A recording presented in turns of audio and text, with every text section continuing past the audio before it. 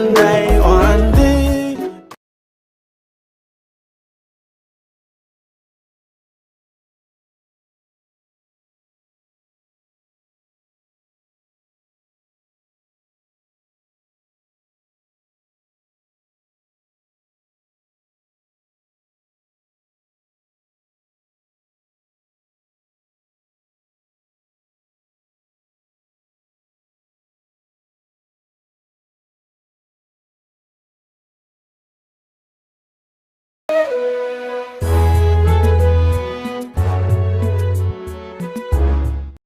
Téléspectateurs, bonsoir. Au fond, mon mihuri comme Milande Kesta Hirong et Jang Minga, Alhamdulillah, je vais très bien. Hirong andi ko bombrendeng. Kono ngande kan na yem dudin piji parce que bombre go no buri lantro. Alors, mihuri comme faut surtout on ko passe Jama TV on me si de on fop mom Général Pitta. En tout cas, mi fudata ko hiragol goto ta sina kanko parce que andi piji din kono wonirta wabe sabuji din en tout cas baydon andi asmo mon woni reconnaissant moƴƴa en tout cas Général Pitta merci beaucoup piji kala ko tawata hi ida faljutude lang e hore murandu merci en tout cas Thierno Wizi et Big Boss Jame ngon en tout cas merci tout le monde mi weltani ko moƴƴano woto yejuto Thierno Wizi kadi hino artude piji mi yeti kan nano sati ko hino laati bay ko kono wuli de ni alors Guido day jang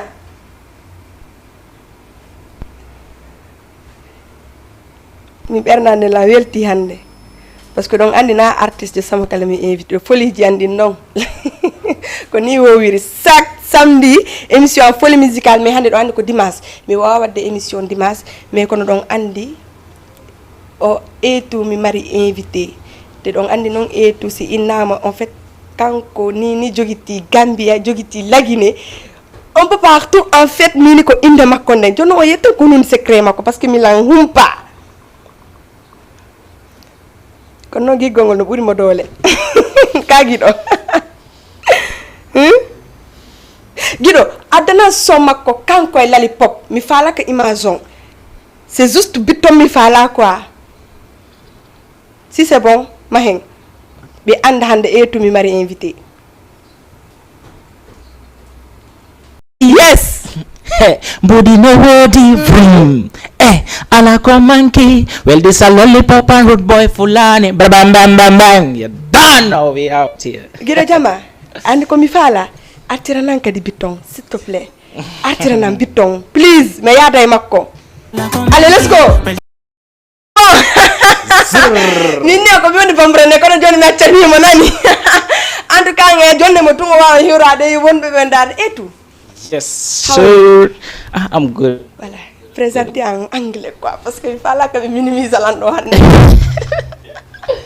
Présenter anglais minana jama makala ko présenter lila. Yo, greetings. It's A to the Fulani King, Salmini on. Voilà. Yes, I boy pull in the building. Ejang. Ayo Ejang. Hewti Ejang werama. Itu dala pa. Oui, merci. Manda to koko wi do mbudi no wodi si tay ko gonga yaltini mi yadi joni samminade yang. Andi mbudi wolta. Donc après ka ko secret. Yes, alhamdulillah. Position jiding. Amen. Nyinani. Ka. Nini no men nani kan jogiti Gambi. Aren don taw. Kono woni secret ma. Anno nanirɗa noon kono woni no gasa ko golle ɗen sabum fof kono ko mi la fala hanna secret on golle ɗen ka kono hade no woodi pihu no woodi hade bon fore leyde fu saka taw hade ko souvent ko nden non memminte quoi parce que ne etu ari wo c'est à dire o memmina e jama o haysi ɓe fala ka memminagol andi no ko secret ñano non no secret on fof ko gollugol ngol anda ko watta ko anda ko yimɓe ɓe faala ko ok ko ɗum noon halnan inde ma nen tigi Ibrahima Diallo menete adduɗa etu sabu musique on etu sa inni etu ko e ɗiɗi ko amata no wayni sa inni a ɗiɗi e square ɗum ko ɗum woni affable african e pular ko weldi ok etu gila duuɓi joli hiɗa musique on gila 2016 gila 2016 2014 mi fuɗɗi kono ko hedde 2016 woni serious professional, you know. Okay. And then up to date, yeah. Hande sina Allah sali mi hollela anglais naaɓe Gambia ɓen tu nanta anglais ka et tout koɗi jan Dakar ɗo o jantu ko ɗo mi rewata andi andi kaya musidɓe ɓe no woodi sabuji ɗi no woodi donc sa ari ko ma joɗɗa musidɓe an ɗo yewi ɗo ayi bagada en ceerno wisi en grand frère a faami noon na secret go kadi adduma ɗon non haala no andi mimila fala ya haala noon to parce que a anda si tawi min kadi mi maranalima goɗɗum ka siɗa maralam goɗɗum ara ɓurti welde ara andi ara meeɓi sababu go ka awa faami mingema awa ha wonki accalande ko minima oh my baby misi kuna mira tapoma kono de pinyande miuma mi wawata wonu ko pama c'est la fin de si fama da that of feeling that's a real ayurlumi pije boya halula ila iduma oh my baby girl oh na na na na na ma ɗo nani wiride har ko naturel e jaka hay ko mi dari ɗo lawnude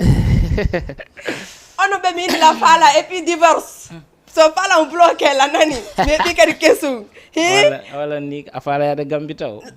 min ko Gambi mi woni général nalima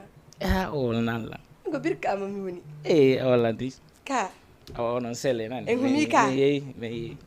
et tout arten seeɗa donc fitrima ange lali pop kono ɗum ɗon ardi he's a bro and big up Lollipop lagine Taylor lagine you know hay kono naɓnoma lagine no mi yahay toon souvent mi yahay toon mi i hay toon ko ni toon mi yuri ni mi yahay toon vacances mo ne seeɗa mi arta ok ɓeyɗa wa faami no yes andi ko ma ɗum ɗo famille gono toon ko ma ya hiroɗa ɓen ɗon wona to andi tum kay arɗa o famille no woodi ka so kono honno fitringo arde entre mon well ko toon min hiidi o wolnilan o faala min heɓa song tawi ko watta kono welalam min kadi awa min wona probléme min yehi ka studio min waɗi après ɗum ɗon min waɗi vidéo min yaltay alhamdulillah yimɓe ɓen hiiɗi fota so comment winajema manager on miɗo gollude woɓɓe ino ɓe Gambi toon groupe hono inete Tutu records ok ndi Tutu o ko Gambia waɗi ɗum ɗo indicative Gambia on ko ɗum woni Tutu o ɗum ko menen yes min 22 on donc haɗa jama o faami ka faami ok et tout yeah ɓaya lancé ke musique on hari au début aɗoya naatɗo musique hay ko famɗa wonde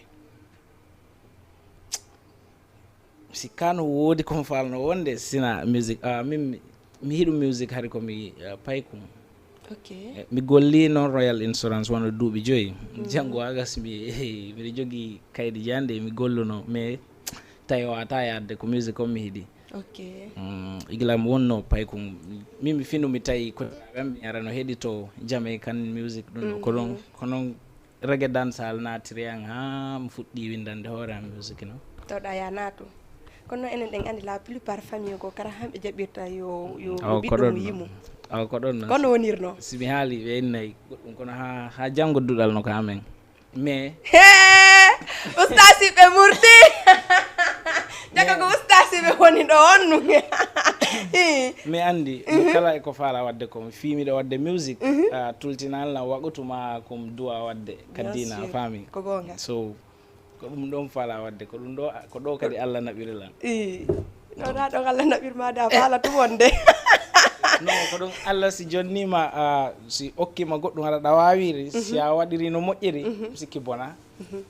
windo etu ɗandi ɗandi a yiɗay ɗandi a yiɗay par ce que musique ji ma ɗi fof a yimata ha guena ron kayno de guiɗo an c'est à dire giggol harano nder to eya comme trahissuma eya mi anda eya no mi trasetake ne naare lan par ce que la andi juuɓe yettirɓe ɓawa maɓe no ɗuuɗi no andi ko giɓe ɓen ɗuuɗi hiɗuɓe ɓen no ɗuuɗi donc koma always artiranaɓe no si ɓe yiɗima ɗum ɗo an kadi hiɗaɓe ɗum ɗon ok donc noon ko yiɗindirar ɓay noon a naati ko game ɓay a naati ko service de musique koko miijiɗa kon tawɗa nder ton ka hina ɗum ɗon tawɗa ko ɗum alhamdulillah minata no min min ɗo mi nadde hunde mi anday ko ɗum ɗo mi faala wadde ko ɗum ni mi waɗirta ko ɗum waɗi hundeji hara sattanala because min kala ko mi natta e mum mi janggawta e fi mum mi anda ma mi anda ok si miɗo wadde ko ni e ni mi duwa warrude ɗo mi nadde mum d'accord ɗum waɗi no hara satta ɗam mari connaissance an e artiste ɓe par exemple sen ƴetti Sayfon moƴƴa noon ɓenno fo ɗo mari connaissance moƴƴa noon kala hombo annduɗa ɗo mi makko men joddoto men mbeɗa wawi jala featuring an e Sayfon o kande tomo yaltata inchallah yoɓe habbo album donc simi inni on artiste Gambia ɓe na bananaɓe onon artiste ɓe nouvelle génération ɗo ɓe ɗo monantolan negoy c'est-à-dire la yiɗi artiste osuɗo andi hande sa tawi hande goɗɗo e nder golle ko gollata ko hay so tawi mo ɓuruma meɗa andi siɗa osi to ga yehe ka ko noon kono o fi hon ɗum suusɗa reedu tawɗa réellement anjone min habbo album mo oui ko noon andi fo kono mo woliranma noon tun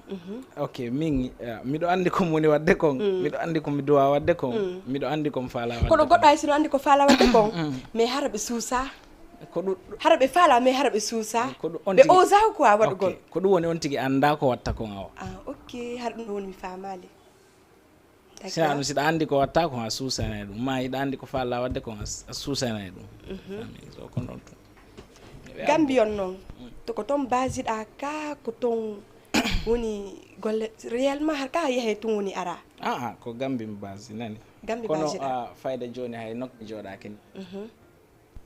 ɗo hande Gambi miɗo ɗa olire non tun ok partout joni hiɗa partout alors et tout mi anda si tawi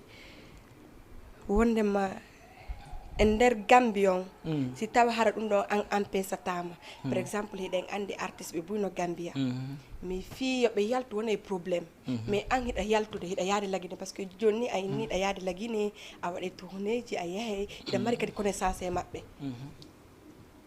fiyon noon non andi ko ɗum andi sa daari population amen o min timma hay 3 millions donc ko ɗum ɗon woni probléme o donc a taway wonɓe yaasiɓe ɗuuɗa ha wono wa pays ji goo ɗo sa exemple sa inni ɗo Sénégal a daari wono ko woni Europe ko a tawi ɗuuɗi moƴƴa donc minen noon taway ko seeɗaɓe fi wawa yaltude yaha nokkugo ya jinda ɗo ɗum ɗo ya ndiɗo leydi heɓa ɗum ɗo ko matum bakoɗa e pays goo sina ɗum marsata saabu men ɗuuɗa kono yiruɗa artiste ɓe ɓe tawɗa no yumude ɓen par exemple sen ƴetti wona Sayfon ha Ballésar en ha woɓɓe par ce que ɓayanati ko musique ono yiruɗa ɓen ɗon well fo ko mi wata wolde andi a faami comme ko kamɓe ɓe ok wonno sa daari Ballésar en ko lijane min mi hettotono ɓe ari ɓeɗo yaade school voilà a faami donc mi ari ha mi hiide maɓɓe min koɓe wono min gila mi hiide maɓɓe wono King Solomon en koɓe jonnatalan conseil ko jos kontin ko wonɗa wadde kon hino foti a faami no wela ɓe ino wela kadi jamaw donc kono ɗum fof aya woɓɓe naɓa e ha ɗo aroɓe ɗon ɓen ko ɓen ɗon ittata ɗon hewtinaɗa goɓɓe kadi aroɓe ɓawo ɓen ƴetta ɗon naɓa nokkugo so ko ɗum no woni ko noon aduna ko noon yariri donc an ɗo haɓɓinini e musique on ko ɗum musique tumi jogui mo fijiri ɗon ɗon si minni no yendare goɗɗum go ko waɗen hara par musique o enen ɗo par ce que mingal ɗo hande ɗo marsata masila donc mi andi musique o ɗa mari amour mu moƴƴa noon ɗo woni premier amour o soɓe an ara deuxiéme min mi aray deuxiéme après musique o guiɗo wonande guiɗo fi honnu o waye sadakaji ɗi ɗon jabaki few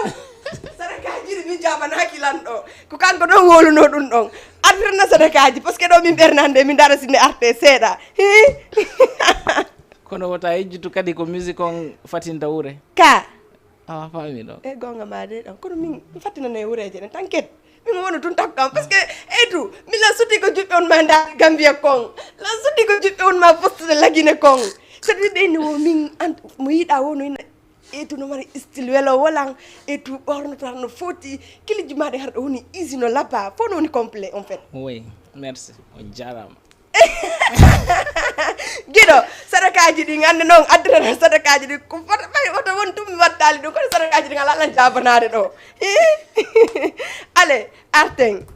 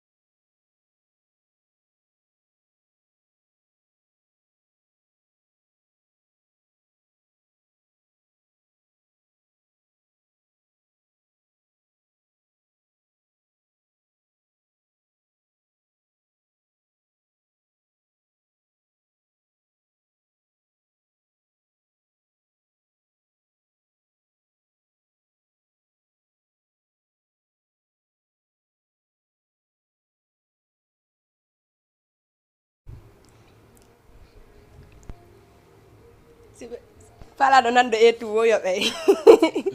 nad hande not e wala no hande no fala no dugala dum no gida an tiki andi no marsata sabu e tu do he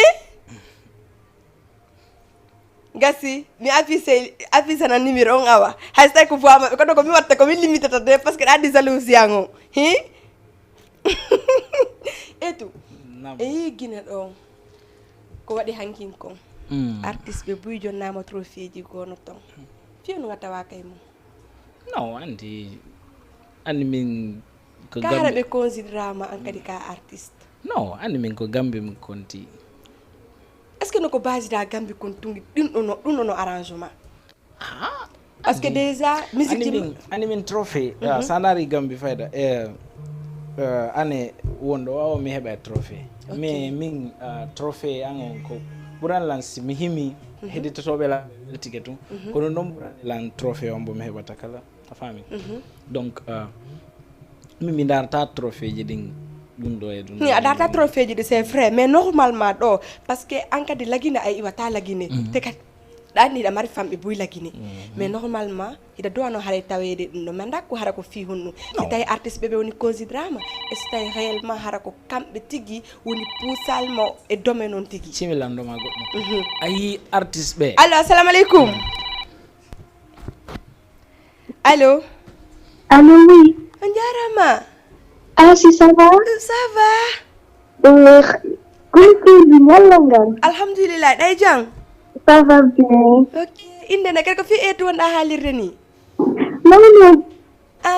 min do si min ko Aissatou Diallo ok awa Aissatou kon to hoɗɗa Ko Sicap Joppal. Ok.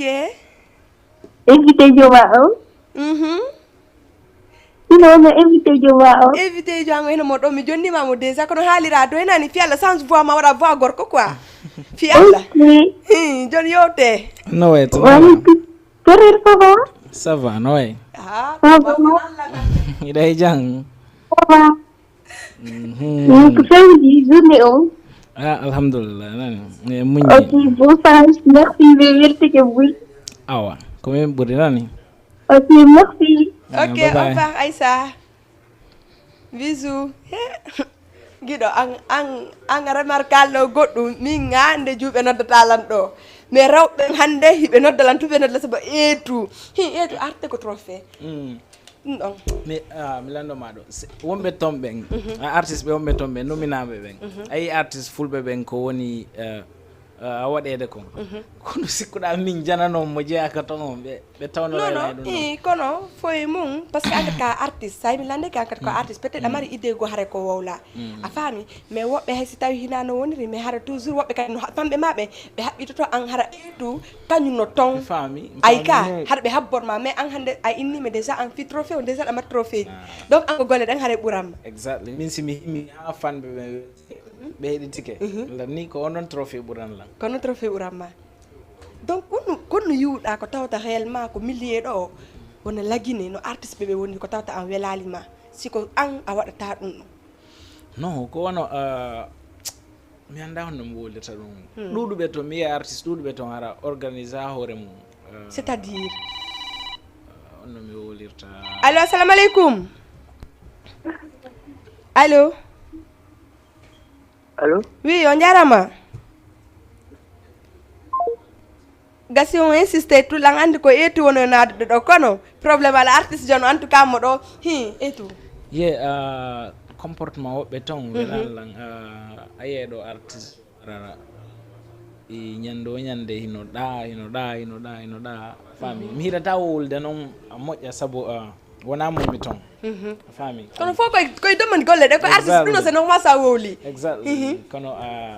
comportement woɓɓe dal ɓe artiste ɓe genre comportement hunde ɓaya yeeha yi comportement hunde star yo wonu place star donc kamɓe ɓe wona place star maɓɓe woɓɓe ɗuɗuɓe no toon eno kono woni taw woɓɓe noon kadi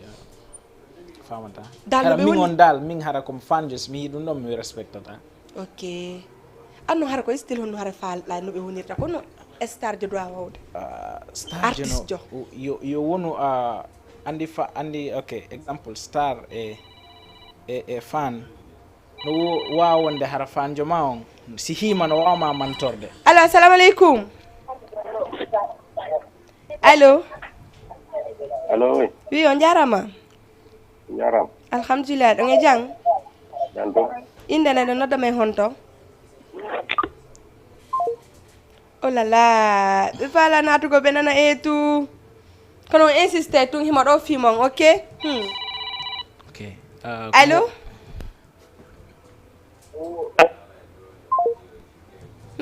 ene ko ɗum ɗo mo woni moƴƴa ko nono hara lignon satiri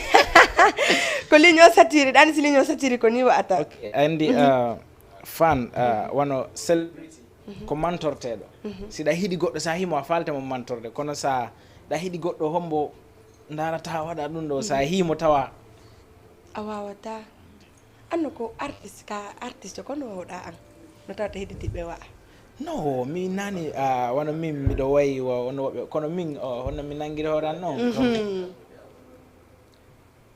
min on wiyango ene waɗi simple no yirɗa ni ko ni mi woniri donc simi faami ko faala yeddu ko artiste jo duwaka yaade ko ni o duwaka wadde ko waɗi o par ce que ɗum no ɓeydata valeur makko ɓeyda ɗon goɗɗum kadi wona mawnintinagol woni watta on tigi ɗum ɗo on tigi yo accu yimɓe ɓe mawninamo donc artiste ɓe tono mawnintini woɓɓe no mawnintini de moƴƴa fiya yoɓe ɓaɗo ɗimmoje artiste maɓɓe ko probléme non hara wona ɗimmo artiste ɓe an he wonɓe heɗitade maɓe sa fanɓe maɓe ɓenɗo noon si mawnani maɓe si kasa mawnani ɗum noon de ka joni ko ɗum noon en falɗa réellement yoɓe change no welalima on comportement no on comportement no fota comportement no gambia sa yi artiste sa yi fan ma a mawninkinki a waɗi ɗum no araɗa heeɗa to be accuma irisade o anda on was gombo mo donc si mi faami wonɓe toon ɓe si ɓe yi arɗe famɓe maɓɓe koɓe mawnintino ɓeɗa non oɗo ɓatta ko layde truc comme ça ko wata noon ɗum no moƴƴa ɗum no welalima an noon sa yi est ce que noon ɗum ɗon kadi parfois harana hésitugol piijugo harano nder no no wodi no waɗirta wona ɗum ɗo on tigi on faama mais a yi hiɗɗoma si goɗɗo a hima roosi ni he ando yiɗe sina ɗum haaja kayma wona fi an woni mo ñamminde bien sûr faami ka so ko ɗum préparanɗa nini jama on eeto kone arde ni ko album inchallah nini ko album to woni ko hakkille ma ko ɗum ɗon ɗa préparé olan ni joni ko yaltingol tigi ɓe habbo ok ɓe yi min e habib meɗen toon sayfonno toon jisul gambiana toon attaque e ko ɗum taka noon ko album noon goy album en tout cas fitiri a wadde yimɓe album o ko honto hara yartirta honto mi watamo habborade kaka no ka plateforme ji yaltata ɗo e event inchallah d'accord e to a yaltini ɗo clip hawruɗo ni simple ni min e ma genre mais ronku famugol ko ɗum ɗon arde ma ha taɗa yawde simple on clip ɗon well to anndi min haysi préparde hene ke ko mami yaltina goɗɗum ko accompagné e album o awa e fanɓe am ɓe ɗo ɓe inde mi wayrima ɗum ɗo mi yaltinana ɓe goɗɗum sono woy koɓe hetto ɗum ɗon ko just ko noon tun ariri an min yon warru noon tumi yaltina ok donc à part ko min e maɓɓe min e fanɓe ɓe mimoni kange famɓe ɓe yimanɗa kaka ange guiɗo ma yimanɗa no guiɗo an wonde mi anda si tawi haray artiste ɓe goo nouvelle génération ɗon on préparaki haray featuring ji goo ko tawata ɗon préparde waddugol well okay of course and big up Cerno Wizi you know sutanemo moƴƴa you know sutanemo moƴƴa jogi talan is respectful mo respectful mo yiɗi ko watta kon think ko darantoɗo wona no darirantoɗo men noon kamɓe kadi ko noon darirantoɓe you know min si ɗum waɗama tun minen fof min hewtay kamen faala yawde ɗon you know à part Cerno Wizi kadi hombo ɓe yiwɗa ɗo ɓe tata vraiment ɓeɗo ɗa en fait ɗa hayni kala maɓɓe well Cerno Wizi Kindio Cer Dansal he ɓe fof hedditiɓe homɓe hay hedditiɓe homɓe mi anda ɓen nen habbo fitrinji mon ɗi suta na fono wawi wonde of course kono mbawi andima ɓen habbo album o déjà min e Cerno Wizi on ɗon habbo ɗe paw ko secret yo li kom duwano ka wole kono gasi jama wawe eɓonorade kam par ce que jama kadi no wawi no habbiti Cerno Wizi moƴƴano donc onon ɗiɗo so waddi fitring en tout cas mi welayla awalat ni ɗon heɓay ɗum ɗo mimi tawete noon ko fitring hay so komi dara ɗon tumi kadi voix ngo yalta seeɗa tun par ce que général ko ménage joni négocie e Cerno Wizi ndare ɗo ko ɓe tun négocie Cerno Wizi an noon andi joni woni enen ni ɗo joni wolne négocie noon ndare so jawa Cerno Wizi noddu téléphone hay so tawi ko ya inde to fi Allah ale guiɗo yehen daro clip makko goto après wawi en artude par ce que eetu no mari style labaɗo quoi merci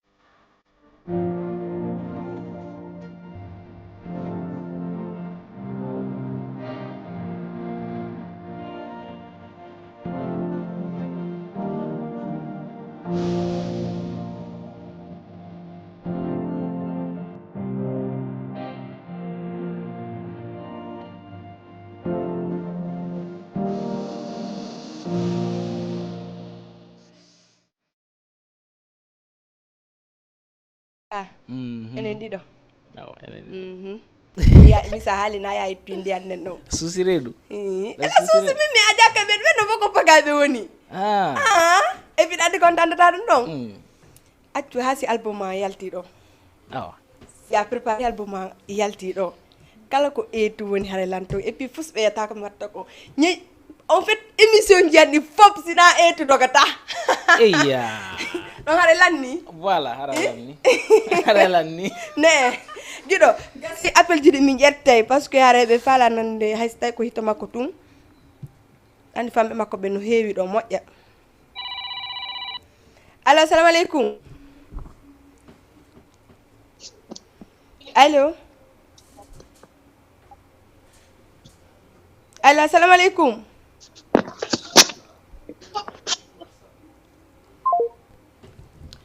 giɗo mi anda so tawi haare ko ligne o satire so tawi ɓe nodde woni ɓe hula wowlugol ɓe hulu yoɓe daaro de haray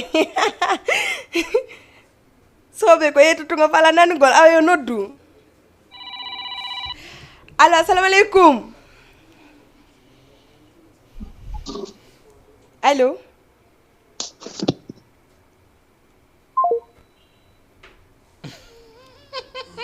ɓerde so tawi haɗa ɓe huule woni noddu kiɗo kono haɗa ɓe hulu wowlugol kako eetu haɗa ɓe huuli andilan hulɓinigoy a wela suuñogol ka non c'est gonga artiste jo watta jaɓa suuƴo joni noon eetu allo assalamu aleykum assalamu aleykum wi on jarama on jarama de on e jang jantu aha inde neɗɗo noddelam honto ko Trans cartel ok Colobane cartel Colobane mbeɗa heddisima are ko remercie go grand jam o eetu enamo ɗo jarama ettu fulanni yes sir way no way toon gam comportement o sigi simi woli ɗa woni to ay joɗojuma to mokolanko to gorko non ɓe mokotako commande gorko kadi bande non ɓe mokotako ma grand andi koko waɗi ko wowlite ay ga sike grande no so gogo weltami ko non mo mari style en tout cas mo mari floji merci nane merci beaucoup da wara mi abbi album wonde non album no arde si Allah jabi ka yoti bon courage ok merci e tawi famɓe ma ɓe no habbi album no album hewti yo hewti si Allah jaɓi ka waɗu goɗɗum joni eetu mi anda si tawi haraɗa ɗa programme par exemple waɗugol événement ado album ma yaltude kasi album ma yaltino si waɗa yano si album yalti ni ɗo Dakar ɗo ɗon won Dakar a meeɗa organisé ɗo non meeɗa suude Dakar to ok ɓe noddalma promoteur ɓe gala no gasa non no woodi noddunoɓe mais ari on tan ɗon mi waɗano pré you know tawi goɗɗum go kadi mbiɗa wadde goɗɗum go faame donc kono no gasa ɗo e ɗum inchallah no gasa album yaltude ma si album yalti ɗum min habbo concert haɗa ko concert kanko concert nder concert noon allo assalamu aleykum allo jarama ɗon e jang ɗon kay alhamdulillah inde nden Mamadou Wuri Camara Mamadou Wuri kono way wonɗo ettode fulani enomo ɗan ɗo mawɗo no way comment nono eno ɗuɗuya jantum e jang jantum kay yo on ɗum fewndi ton jantum kay so clip maji no weli vrai quoi merci clip maji no weli ettode fulani yes sir ko ay goɗɗo mbaɗɗa ko wiya famɓe maɓe konno par exemple hannde konno falɗa wigo famɓe maɓe hannde konno falɗa ɓe wallitoma well ko ɓe jogiti ɗon yoɓe jogito ɗon to mi yawa nani mi yawa ay min ɗo haysi mi annonce ani ɗum ɗo mi ara mi accutu tun ɗum ɗo ka YouTube an ndaara tawa eno yaade donc ɗum hollatama fanɓe ɓen no connecti toujours no ɓawma Yeah, no so debbo ko ɗum noon pusatama ya gunɗu exactly okay. handari o min e ma mi announce ha mi ƴettu tum waɗi ka YouTube. minen nde mi yaali affiche Awa, tusmi yaali famin. programme Awa, famin mais noon. yituno yalti Awa, mi famin. heɗiti kattawi vraiment weɗi men Awa, famin kono noon, mami donc. weldito ye woɓɓe gono toon Eh, allo assalamu aleykum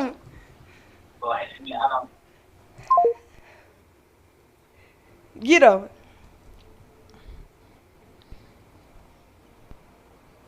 gasi simo falamo nango yo noddu kono o haalira doyi na yo haala welna dande nden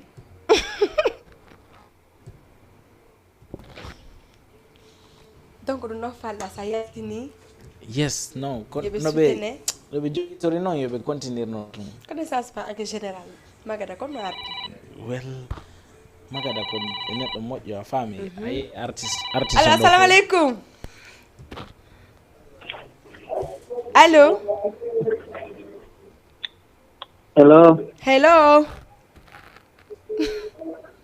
Hello. hello mbiɗa nande ma o jarama Hello.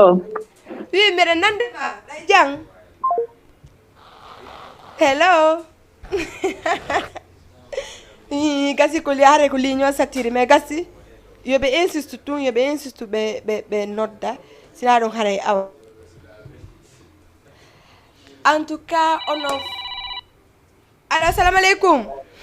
aleykum salam o jarama allo aleykum salam fewndi on ɗuyte volume o wawen faam yarani wona sina ɗum nantototo ga jantuɓe nege jang onole ɗon e jang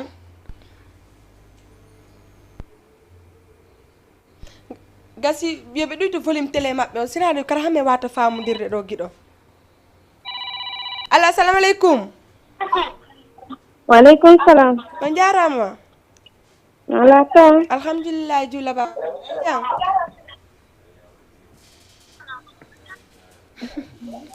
inde nden min mi anda so tawi hara ɓe falta yeddugol e artiste o ɓe hara ɓe hulitas allo Allo. wi mbiɗen heɗitoma kon neneteɗa Ko Penda. penda kon to hoɗɗa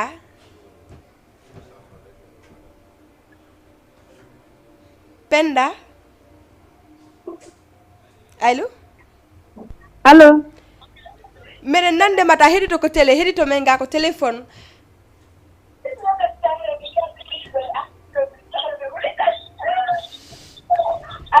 allo penda la nande ma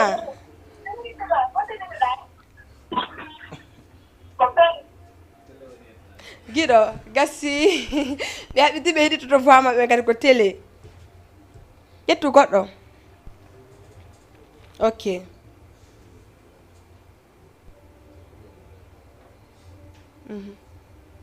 na probléme andi boy pulle on ɗum noon ko foppa hande ɗo ko pulle acca artiranan clip on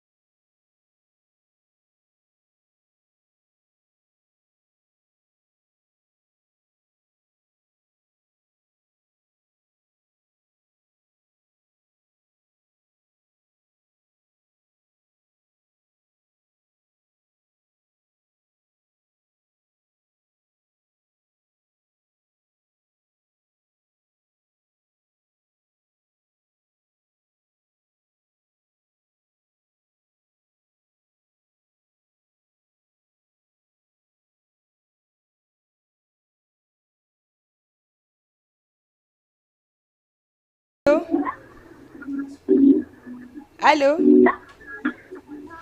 on dit volume télé mo on sta en wawe famondirde ala assalamu alaikum allo allo oui waye to jantung alhamdulillah day jang jantung aha internet na nodala honto kami Ibrahima Ba to ok Ibrahima Ba mene heditima ay na hiro tan ke ya eno modo mawɗo ko bawon tun sansata o waɗa jallo ara tokora on timmi ono ka baɗon anani Ibrahima wo ya sansu baw jiɗo prépare nan fitri maɓɓe on rapidement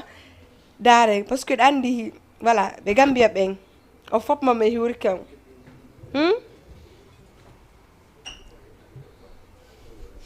et tout atten ko général awoy magade c'est une frère a famille a yiyay mo supporta artiste ɓe ɓen fof wono min tati sayfon ɗo yiɗa minen fof mo bambi men har menen har men sikkude ko kankon ménager ma ɗa wawi wolirde noon ara toñani a famille mo ala assalamu aleykum allo Allo. na on jarama Jaro. jantum Benton. alhamdulillah ɗay jang Jantum. eyo inde neng Mamadou. Falcon. ok mamadou mbeɗen hedditima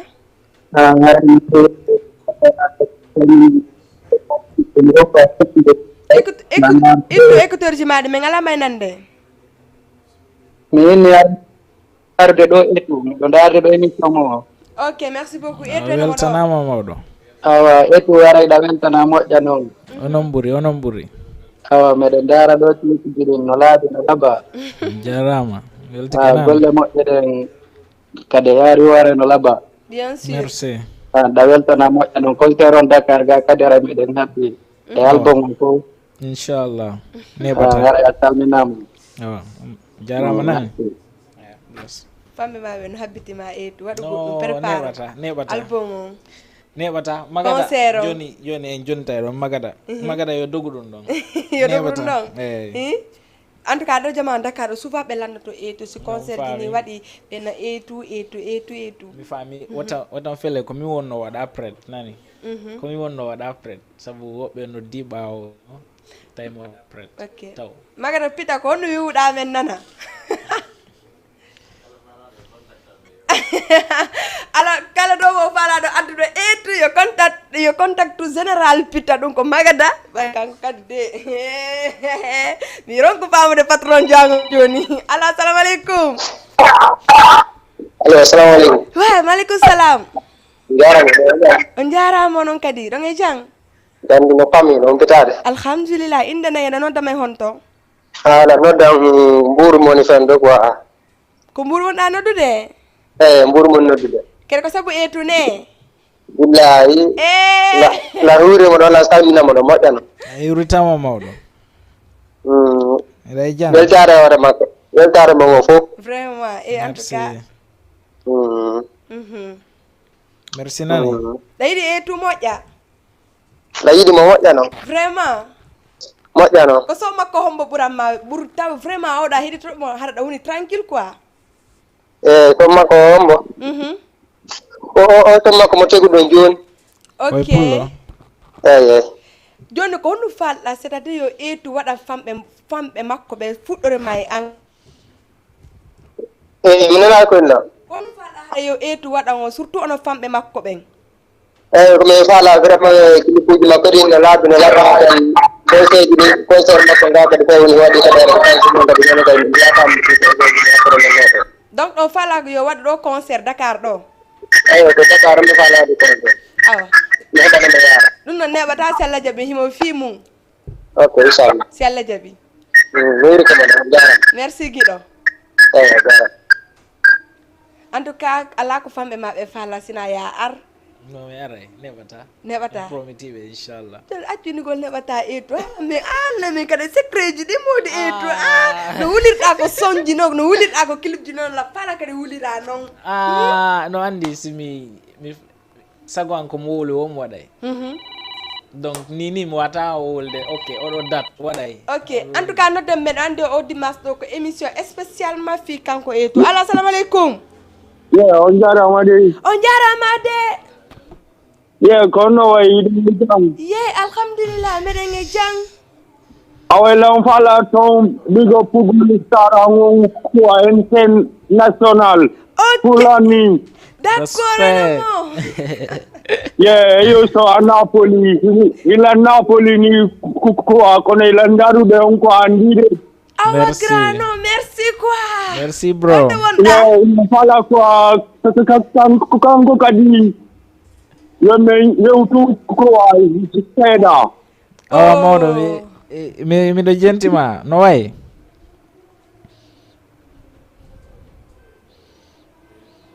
giɗo yeehi big up a towa man to wonude ha ɗo ha France o ronka tawta ha région ko ɗum woni toon ka e to nani famɓe maɓe mi hebbitima non mi aray mi fala ko wulde ɗo komi watta sago an komi wuli woram hutora fami mi waɗay ko ɗum waɗi yoɓe habbo seeɗa tum giɗo inchallah wawe yaade ko clip makko après wawen artugol mo angula on arti allo assalamu aleykum Waleykum salam. on jara ça va alhamdulillah giɗo ɗay jang meɗen e jam onon noon alhamdulillah inde nden wal Ablaye depuis honto angula ka ko honto Angola ok Ablaye meɗen heɗitima mi salmina bro an on yiitude fulani salmitama mawɗo no way bro komin lay boy komin salmini on boy ko tarot lay mawɗo no way toon bro ko dalma on mi perdita billahi maɗi ɗum dalma on ok iɗa jang ya mila waɗi fayne noon so onno toon alhamdulillah no business on toon kono so meɗen abdi album on de so album neɓata inchallah nani miɗan falno kadi dalma wini ok on tuma sa waɗa yalam message ley yeah no problem mi waɗete insta ok bless ok merci Ablaye yeah ok et tout atiri voix ma o e famɓe maɓen Boy pullo mo basetigi futa jalo yiwdi hande ngiwri miɗo julɗini mi gomɗini jangi fami miɗo dari yiƴange ndiyam faytotako leyol pullo wonako yettotako fulani ure fulani fulani bi jangi mo jambadi labalabi komi boy pullo done giɗo aja artu ko clip rapidement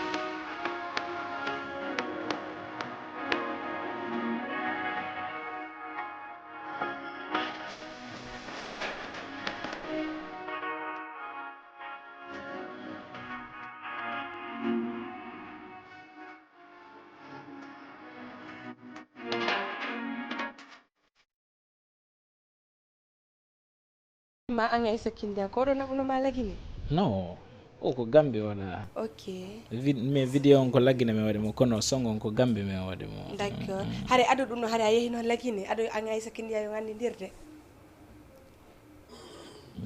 yari mi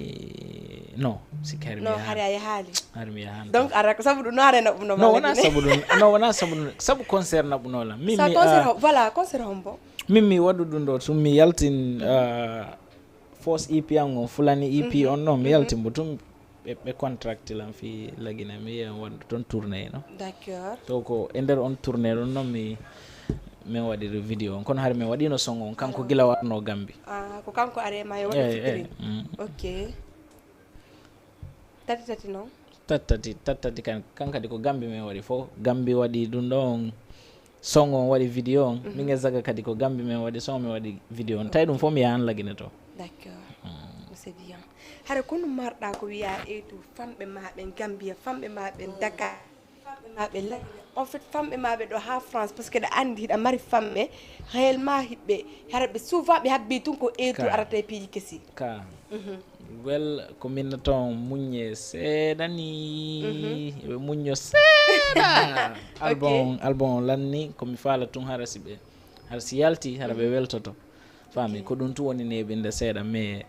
lanni inshallah d'accord do e lewru temmude inshallah hare piji go yalti inshallah dandi no hewti ko wayni to den e tu hare ko message mo marda ko lança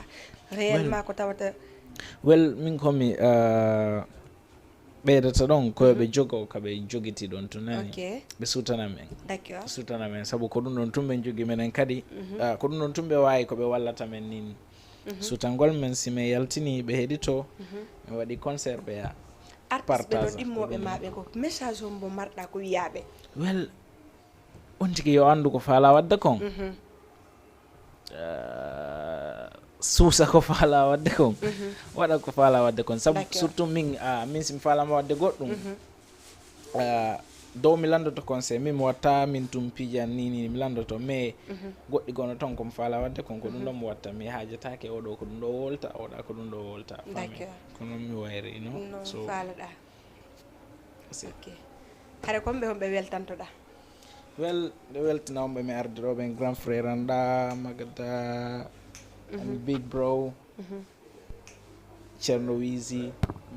yeah tokorami ɗo arde ɗo e tokorami waɗani acapella famɓe ma Jama TV wonɓe ma siwde surtout ko commentaire ji ɗo hiɓe ina ɗo e tout fulani ɓe waɗi cœur ji en tout cas merci beaucoup tout le monde mi weltani ko moƴƴa noon e tout ɗo waɗat ɗon spécialement acapella fimo fami let's go anyanankona kala talang hajuang ala siya kelan talang ko Allah wali kala talang oh you know see say on ta on tell the boka them say man a Batman yard governor fi come me wandan yeto be hobe wawana eng sebe kainanta eng o inu bebe wawata Jama TV wobe gainata yeto de be hobe wawata bewawa yaya ono se bewawata inu be dewo be gainata yeto de ai be bewawata bewawa yaya boom mouth en tout cas merci beaucoup fo ma weltani kanko haɗo me wawi artude ɗo ande hande ko spécialement juste émission makko kanko e tout ande asi wawatde émission dimanche ka mais ɗon andi général Magada Pita wawata ɗon kadi asi innude asi waɗu ɗum ɗo mi ronka wadde ɗum ɗo ɓay ɗon andi en tout cas merci beaucoup général Pita merci beaucoup équipe mon fo ono arduɓe ɗo fo Thierno Wizi on fop en tout cas merci beaucoup et tout vraiment merci Jama TV no encouragement ya ɓeydu golle maɗen ya andu souvent clip ji maɗen doge ɗo kala kadi ko wawɗa wadde en tout cas menen ɗo fiima merci ok ɗo welima Pow. Allez Guido Jama, merci beaucoup. Merci Nikon. À la prochaine. Bisous. Ciao ciao.